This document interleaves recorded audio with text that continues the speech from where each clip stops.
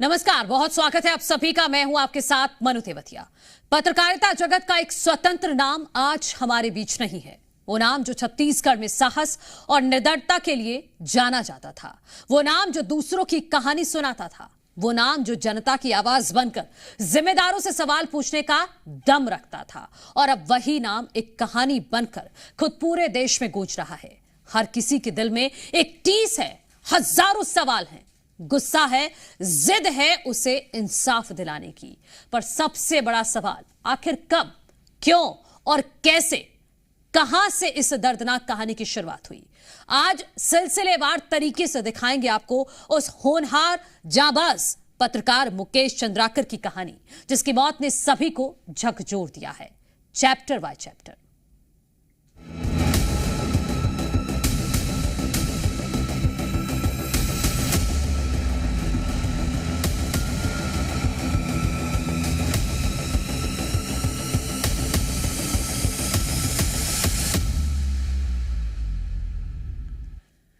छत्तीसगढ़ की शान पत्रकार मुकेश भले ही आज इस दुनिया में नहीं है, लेकिन उनकी निर्भीक पत्रकारिता की आज पूरा देश बात कर रहा है।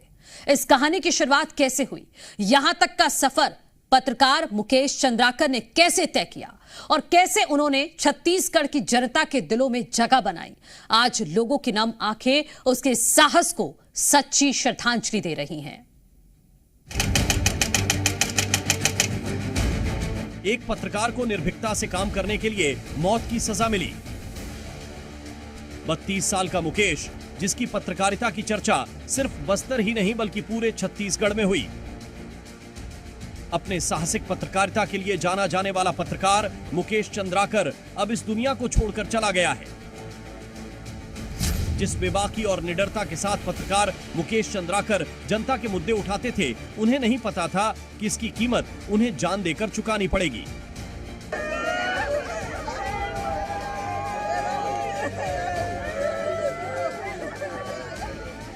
इस जलती चिता ने केवल मुकेश चंद्राकर के शव को जलाया है। मुकेश ने जो आवाज उठाई वो आज भी जिंदा है और रहेगी। हमेशा झूठ का पर्दाफाश करने वाले, भ्रष्टाचार को उजागर करने वाले पत्रकार मुकेश चंद्राकर की हत्या ने छत्तीसगढ़ की कानून व्यवस्था और बदमाशों के बेखौफ हौसले को बयां किया है। मुकेश की निर्भीकता की तस्वीरें आपको दिखाते हैं। मुकेश ने अपनी जिंदगी में नक्सलियों के खिलाफ बेबाकी से पत्रकारिता की। यही नहीं, कई बार जब सुरक्षा बल के जवान नक्सलियों के शिकंजे में फंस जाते थे तो मुकेश ही उन्हें नक्सलियों से उन्हें छुड़वाता भी था। इस हत्याकांड ने छत्तीसगढ़ के साथ पूरे देश को झकझोर कर रख दिया और एक बार फिर लोकतंत्र का चौथा स्तंभ कहे जाने वाले मीडिया की सुरक्षा को लेकर सवाल खड़े होने लगे हैं।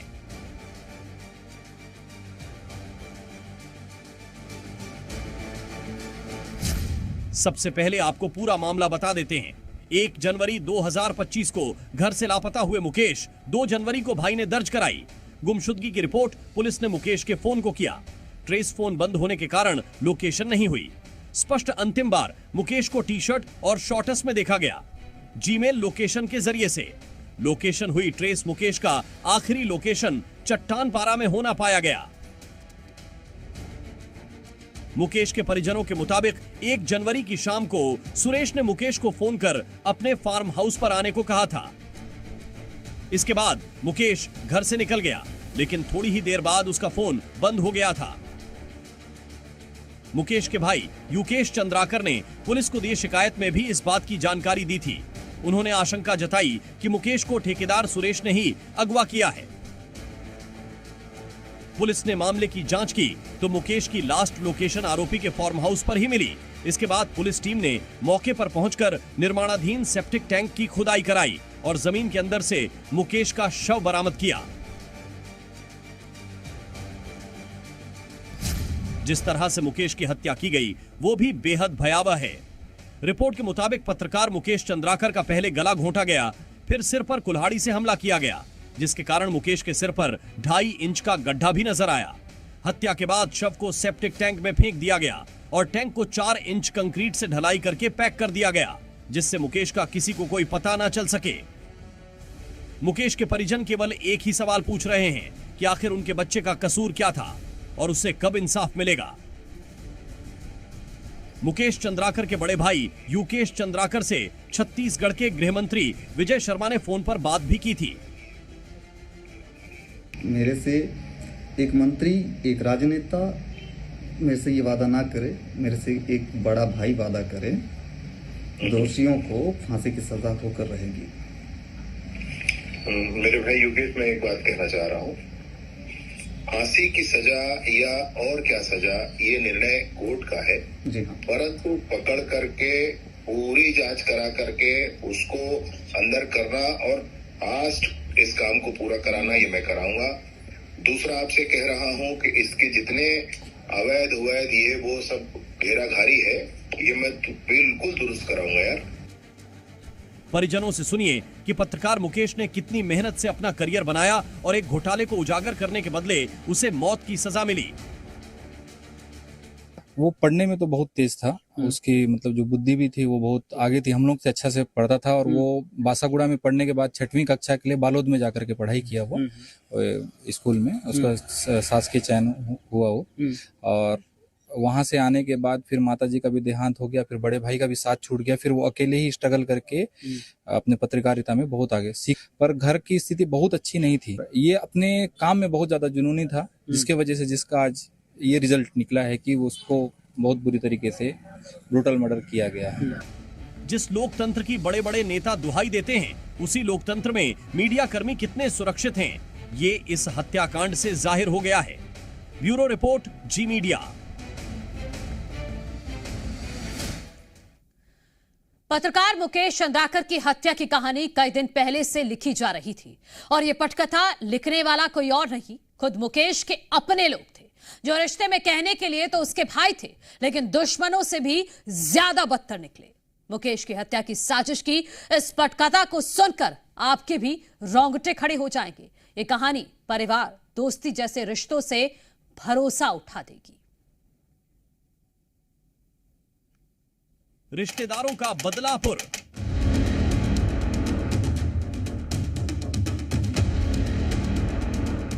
तारीख 1 जनवरी 2025, समय शाम 7 बजे।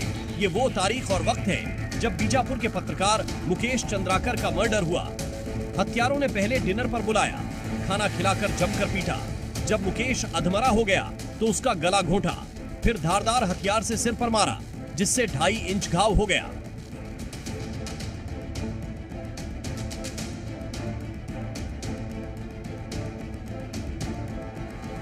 जानकारी के मुताबिक 29-30 दिसंबर को घर पर ही मुकेश की हत्या की साजिश रची गई थी। अब इस हत्याकांड में रिश्तेदारों का बदलापुर भी सामने आया। दिनेश, रितेश और सुरेश तीनों ही मुकेश के चचेरे भाई हैं। रितेश जो भाई होने के साथ साथ मुकेश का सबसे करीबी दोस्त था। रितेश ने मुकेश के साथ पढ़ाई भी की है। इनके बीच रिश्ता काफी गहरा था।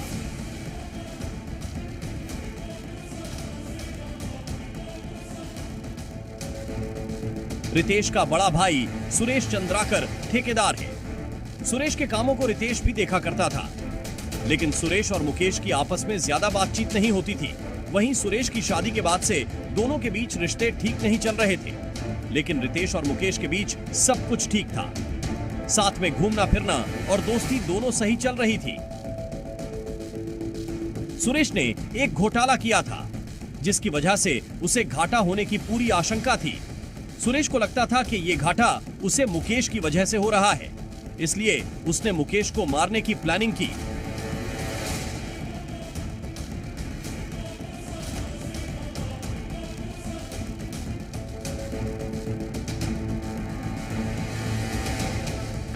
मुकेश और रितेश की बातें होती थी। साजिश के तहत रितेश को पत्रकार मुकेश को घर बुलाने के लिए कहा गया था। उन्हें पता था कि रितेश बुलाएगा तो मुकेश जरूर आएगा। पहले 31 तारीख को मुकेश को बुलाया गया था, लेकिन किसी काम में फंसे होने के कारण मुकेश ने उस दिन आने से मना कर दिया था। मुकेश जब 31 तारीख को नहीं आया तो उसे बार बार फोन कर 1 जनवरी को बुलाया गया। 1 जनवरी की शाम सुरेश के बैडमिंटन कोर्ट परिसर में मुकेश आने के लिए रेडी हो गया। किसी को शक न हो, इसलिए सुरेश और दिनेश दोनों भाई पहले ही जगदलपुर चले गए थे।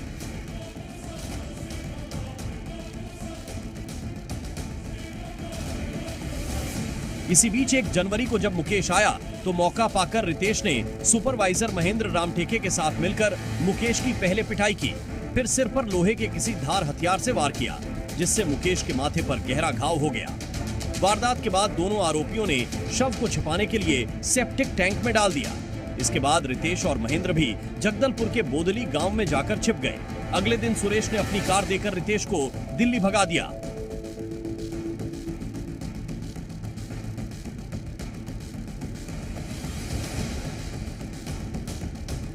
कहानी बस इतनी नहीं। दिनेश और महेंद्र फिर से क्राइम लोकेशन पहुंचे। उन्होंने सेप्टिक टैंक पर कंक्रीट की स्लैब डालकर उसे पैक कर दिया था ताकि लाश से बदबू न आए और इसकी किसी को जानकारी न हो। लाश को ठिकाने लगा दिया गया तो इसी बीच सुरेश चंद्राकर हैदराबाद चला गया।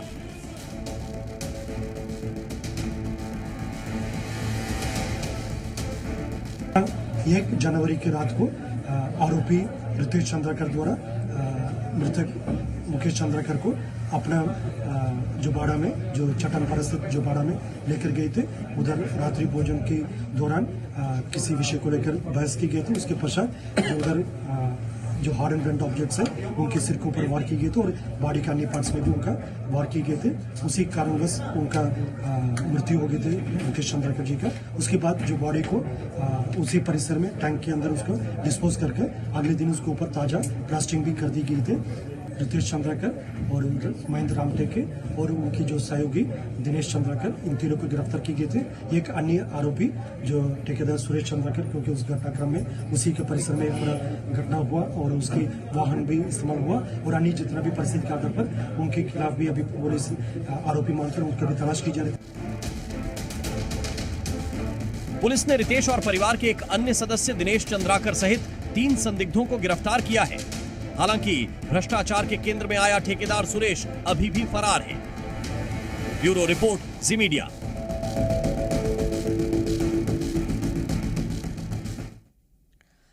अब सवाल यह है कि आखिर ऐसा क्या हुआ था जो मुकेश के अपने रिश्तेदार उसके जानी दुश्मन बन गए।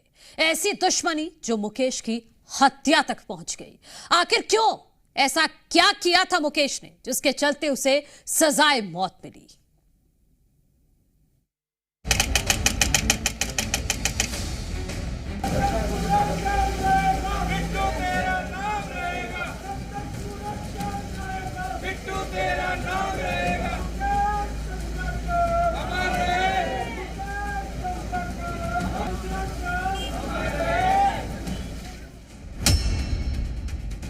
ये वही सड़क है जो मुकेश के मौत की वजह बनी। ये वही मौत की सड़क है जिसने एक पत्रकार की जिंदगी छीन ली। क्या गलती थी उस पत्रकार की? सिर्फ इतनी कि उसने एक घोटाले को उजागर किया।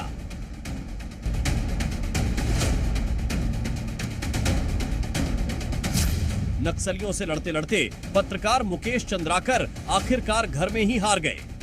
उन्हें ठेकेदार ने केवल इसलिए मरवा दिया कि उन्होंने ठेकेदार की बनाई सड़क पर रिपोर्ट छाप दी थी।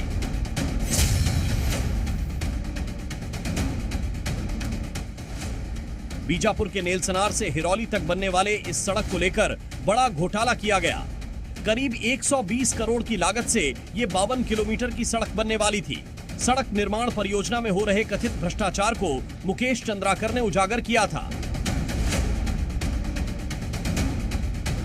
नेलसनार से लेकर हिरौली तक सड़क निर्माण कार्य के भ्रष्टाचार को उजागर करने के बाद इस पूरे मामले में जो पत्रकार है मुकेश चंद्राकर, उनकी निर्मम तरीके से हत्या कर दी है। बीजापुर नगर के अंदर पुराना बस स्टैंड से एन पास में सुरेश चंद्राकर जो ठेकेदार है उनका यार्ड था, जहां पे सेप्टिक टैंक में मुकेश चंद्राकर की लाश मिली। बस्तर जैसे कठिन और चुनौतीपूर्ण इलाकों में पत्रकारिता करना जान को जोखिम में डालना है, जो दिखता है मुकेश चंद्राकर की रिपोर्ट के बाद। किस तरीके से ठेकेदार ने अपने यार्ड में मुकेश चंद्राकर को बुलाया डिनर के बहाने और एक हत्या की पूरी कॉन्स्पिरेसी को रचा और हत्या करके सेप्टिक टैंक के अंदर मुकेश चंद्राकर की लाश को डाल दिया। मुकेश चंद्राकर अपनी खोजी रिपोर्टों के लिए जाने जाते थे। असल में इस परियोजना का शुरुआती टेंडर 50 करोड़ रुपए था, लेकिन बाद में इसे बढ़ाकर 120 करोड़ रुपए कर दिया गया।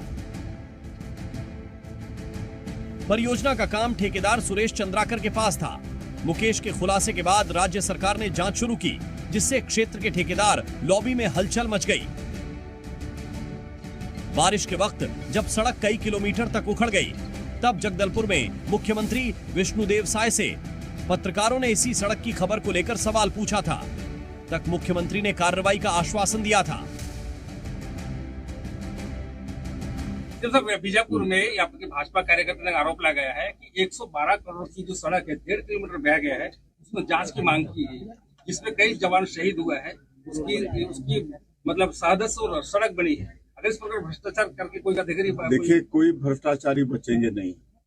आप लोग देख रहे हैं भ्रष्टाचारियों का तांता लगा है जेल में जाने का, चाहे वो शराब में भ्रष्टाचार किए हों, चाहे कोयला में किए हों, चाहे डीएमएफ में किए हों, चाहे किसी भी क्षेत्र में जो भी भ्रष्टाचार करेगा वो बख्शा नहीं जाएगा। सबकी जांच हो रही है, सबकी जांच करवाएंगे और दोषीदार कोई बख्शे नहीं जाएंगे। इसी घटना के बाद से ठेकेदार मुकेश से नाराज था और जब सड़क के रीटेंडर की खबर चली तो उसने मुकेश को राह से हटाने का फैसला कर लिया। ठेकेदार को लगता था कि मुकेश की वजह से उसे भारी नुकसान होने वाला है, इसलिए उसने लोगों के साथ मिलकर हत्या की प्लानिंग कर ली। मुकेश की मौत की एक वजह सिस्टम भी है और इस सिस्टम से एक बड़ा सवाल भी कि आखिर भ्रष्टाचार को उजागर करने वाले निर्भीक पत्रकार को अपनी जान क्यों गंवानी पड़ी। ब्यूरो रिपोर्ट, जी मीडिया।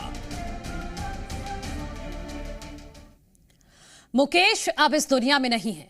एक परिवार ने हमेशा के लिए अपना बेटा खो दिया और देश ने एक जाबाज पत्रकार। मुकेश की दर्दनाक मौत से पूरे देश में शोक और आक्रोश की लहर दौड़ पड़ी है। प्रदेश सरकार आरोपियों को कड़ी से कड़ी सजा देने की बात कह रही है, लेकिन सच किसी से छिपा नहीं है। सियासतदान अपनी अपनी रोटियां सेकने में लगे हैं। मुकेश चंद्राकर की मौत ने छत्तीसगढ़ की राजनीति में भूचाल ला दिया है।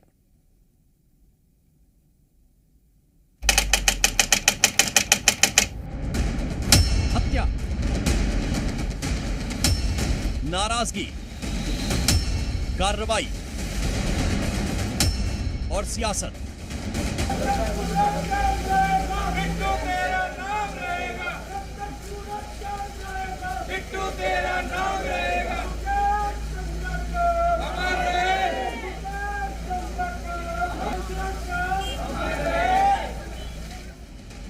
यह है मुकेश हत्याकांड की कहानी।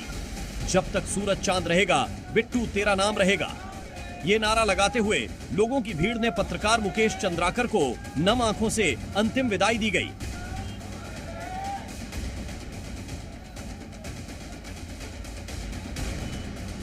मुकेश चंद्राकर हत्याकांड की जांच के लिए 11 सदस्यीय एसआईटी टीम का गठन किया गया है, जिसमें बीजापुर से लेकर दंतेवाड़ा और बस्तर जिले के भी पुलिस अधिकारी शामिल हैं। तुरंत ही इस पर कार्यवाही करते हुए आईपीएस मयंक गुर्जर अतिरिक्त पुलिस अधीक्षक हैं बीजापुर में, उनके नेतृत्व में 11 सदस्यीय टीम बना करके एसआईटी का गठन करके और इस प्रकरण की पूरी जांच शुद्धता से की जाएगी। यह भी निर्णय हो गया है, टीम की घोषणा हो गई। लोगों में इस हत्याकांड को लेकर गुस्सा बरकरार है। पत्रकार मुकेश चंद्राकर की हत्या से आक्रोशित पत्रकारों ने विरोध प्रदर्शन किया और सड़क जाम कर कड़ी कार्रवाई की मांग की। युवा पत्रकार मुकेश चंद्राकर की निर्मम हत्या पर मुख्यमंत्री विष्णुदेव साय ने सख्त रुख अपनाते हुए साफ संदेश दिया है कि प्रदेश में अपराध और अपराधियों के लिए कोई जगह नहीं है। भगवान से प्रार्थना है कि उनकी आत्मा को शांति प्रदान करें और इसके लिए हमने एसआईटी का गठन किया है और 3 अपराधी उसमें पकड़े भी गए हैं और कोई भी दोषीदार उसमें बख्शे नहीं जाएंगे और जो ठेकेदार था उसके ऊपर कार्रवाई हुई है। उसके सारे अकाउंट एटीएम वगैरह सील कर दिए गए हैं और उसका जो अवैध कब्जा था वो अवैध कब्जा भी उसका हटाया गया है और सरकार बिल्कुल इसमें मुस्तैद है। कोई भी दोषीदार बख्शे नहीं जाएंगे। अगर कार्रवाई की बात करें तो मुख्यमंत्री के सख्त रुख के बाद आरोपी के घर पर बुलडोजर की कार्रवाई की गई। सरकार के निर्देश पर प्रशासन ने त्वरित कार्रवाई करते हुए मुख्य आरोपी के घर पर बुलडोजर चलाकर कड़ा संदेश दिया। मुख्यमंत्री ने स्पष्ट किया कि दोषियों को किसी भी कीमत पर बख्शा नहीं जाएगा और कानून का राज कायम रखने के लिए ऐसी कार्रवाई जारी रहेगी। अब बात सियासत की भी। इस मुद्दे पर सियासतदान एक दूसरे पर हत्या का आरोप लगा रहे हैं। कोई अपने दामन पर दाग नहीं लगाना चाहता। यही वजह है कि हत्याकांड के बाद से ही ब्लेम गेम शुरू हो गया है। एक युवा पत्रकार मौत की आगोश में समा गया। 3 आरोपी गिरफ्त में है। हत्या का मास्टरमाइंड अभी भी फरार है।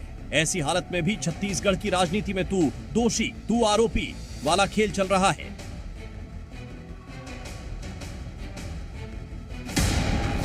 मर्डर के आरोपी के पॉलिटिकल कनेक्शन पर बीजेपी कांग्रेस में वॉर छिड़ा है। 3 जनवरी को रात 8:31 पर इंडियन नेशनल कांग्रेस के ऑफिशियल एक्स अकाउंट से एक पोस्ट किया गया। इस पोस्ट में 2 तस्वीरें थी, जिसमें पहली तस्वीर मुकेश की है और दूसरी उस सेप्टिंग टैंक की है जिसमें हत्या के बाद मुकेश को डाला गया था। पोस्ट की पहली लाइन में ही छत्तीसगढ़ में बीजेपी का जंगल राज बताया गया। मुकेश के साथ हुई घटना का जिक्र, मीडिया की आलोचना और फिर पत्रकार को न्याय दिलाने की मांग थी। इस पोस्ट के ठीक बाद बीजेपी ने 3 जनवरी रात 11:35 पर पहली पोस्ट और दूसरी रात 12:11 पर की। मुकेश की हत्या की घटना को लेकर बिना कोई संवेदना प्रकट किए दोनों ही पोस्ट यह बताने के लिए थे कि आरोपी ठेकेदार सुरेश चंद्राकर के संबंध कांग्रेस पार्टी प्रदेश अध्यक्ष दीपक बैज और स्थानीय विधायक विक्रम मंडावी से है। और दूसरी पोस्ट में आई एनसी की पोस्ट को रिपोस्ट करते हुए जवाब दिया गया था और पहली ही लाइन थी, कॉन्ट्रैक्टर है या कांग्रेसी कॉन्ट्रैक्ट किलर।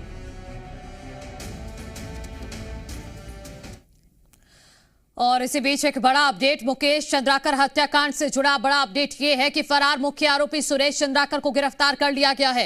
हैदराबाद से एसआईटी की टीम ने गिरफ्तार किया है। आरोपी सुरेश चंद्राकर से पूछताछ की जा रही है। एसआईटी ने 200 सीसीटीवी कैमरे खंगाले हैं। 300 मोबाइल नंबर खंगालने के बाद पुलिस पहुंची है सुरेश चंद्राकर तक। तो ये इस वक्त का बड़ा अपडेट अपने दर्शकों को बता रहे हैं। मुकेश चंद्राकर हत्याकांड केस में जो आरोपी सुरेश चंद्राकर लंबे समय से फरार चल रहा था, उसको गिरफ्तार कर लिया गया है। हैदराबाद से एसआईटी की टीम ने इसको अरेस्ट किया है। आरोपी सुरेश चंद्राकर से पूछताछ की जा रही है और बीजापुर में फिलहाल सुरेश चंद्राकर को रखा गया है और आज ही कोर्ट में भी पेश किया जाएगा। आपको बता दें कि एसआईटी ने 200 सीसीटीवी कैमरे खंगाले, 300 मोबाइल नंबर खंगाले, उसके बाद जाकर सुरेश चंद्राकर तक पुलिस पहुंची है। ये तस्वीरें आपके सामने, एसआईटी की गिरफ्त में सुरेश चंद्राकर, सारी हेकड़ी निकल गई। आप देखिए कि जिस तरह से सुरेश चंद्राकर ने अपने साथियों के साथ मिलकर बेरहमी से मुकेश चंद्राकर को मारा है, जो पोस्टमार्टम रिपोर्ट में खुलासा हुआ है। और अब आप देखिए किस तरह से एसआईटी की टीम ने इसको पकड़ लिया है और अब इसके चेहरे पर आप देखिए, ऐसा लग रहा है जैसे कितना मासूम है, लेकिन जिस तरह से मुकेश चंद्राकर को मौत के घाट उतारा गया है, इस चेहरे के पीछे आप समझिए कि कितना दरिंदा मौजूद है, क्योंकि अभी आरोप हैं और अभी इन्हीं आरोपों को एसआईटी को प्रूव करना है।